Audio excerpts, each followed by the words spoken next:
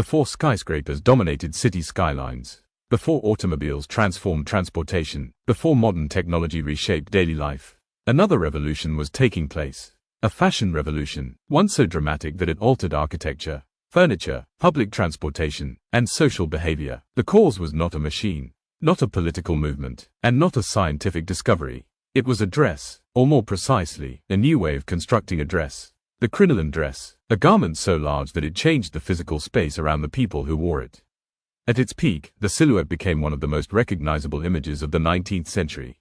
Wide, elegant, and impossible to ignore. Today, the crinoline dress is often associated with Victorian fashion and historical costume. Yet its story reveals much more than changing aesthetics. It reveals how clothing can influence society itself.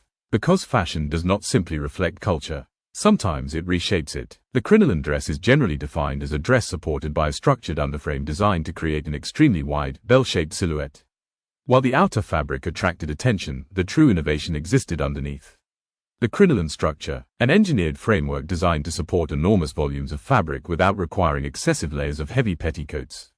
This innovation transformed fashion. The result appeared dramatic, yet it also solved practical problems associated with earlier clothing systems. The origins of expanding dress silhouettes stretch back centuries. Throughout European fashion history, volume frequently symbolized prestige. Large garments required resources. Fabric was expensive. Tailoring demanded skill. Size communicated status. Various methods emerged to create these silhouettes. Layered skirts, structured undergarments, and elaborate support systems all contributed. Yet these solutions often created discomfort. Weight became a serious issue. Movement became difficult. Fashion demanded innovation. The 19th century provided the answer. Industrial manufacturing transformed production capabilities. New materials became available. Engineers and designers explored different possibilities. The crinoline emerged within this environment. Early versions utilized horsehair and stiff fabrics. Later innovations introduced lightweight steel hoops. This development changed everything. The engineering behind the crinoline dress remains one of the most fascinating achievements in fashion history.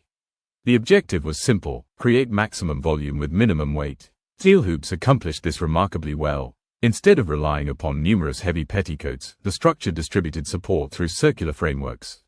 The result reduced overall weight significantly. Airflow improved, mobility increased, and silhouettes expanded dramatically. The design resembled wearable architecture. Every hoop contributed to structural integrity. Every connection influenced stability. The dress became an engineering project as much as a fashion statement.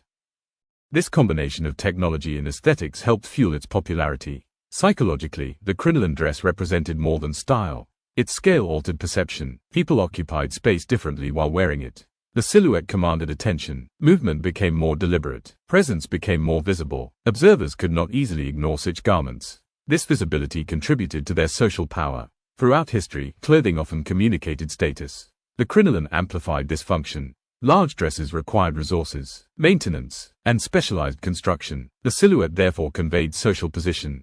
The dress became part of a broader language of appearance, a language understood across 19th century society. The crinoline also influenced behavior. Doorways required navigation. Carriages required adaptation. Furniture arrangements changed. Public spaces adjusted. The garment physically affected environments. Few fashion trends achieved such influence. The crinoline did. Its popularity became so widespread that entire industries adapted around it. Manufacturers produced specialized components. Textile producers expanded operations. Fashion publications celebrated new designs. The silhouette dominated visual culture. Paintings, photographs, illustrations, and advertisements all reflected its influence. The crinoline became synonymous with an era. Industrialization played a crucial role in this success. Mass production increased accessibility. Fashion trends spread more rapidly than ever before. Consumers gained access to products previously reserved for elites. The crinoline benefited directly from these changes. Its popularity expanded across social classes. The garment became a symbol of modern fashion itself.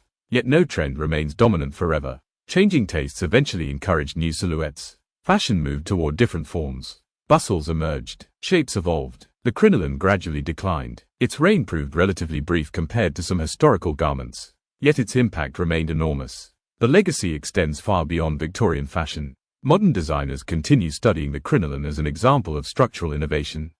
Its engineering principles remain influential. Its cultural significance remains undeniable. The garment demonstrated that fashion could function as technology, as architecture, and as social communication simultaneously. Few clothing designs have achieved such breadth of influence. Perhaps that explains the enduring fascination with the crinoline dress. Because it reveals an important truth about fashion. Clothing is never only clothing. It shapes movement, behavior, identity, and space itself. The crinoline made that reality impossible to ignore. A dress supported by engineering, a silhouette supported by industry, and a cultural phenomenon supported by imagination. That is the story of the crinoline dress. The shape that changed fashion, a symbol of an era, a triumph of design, and one of the most influential garments ever created.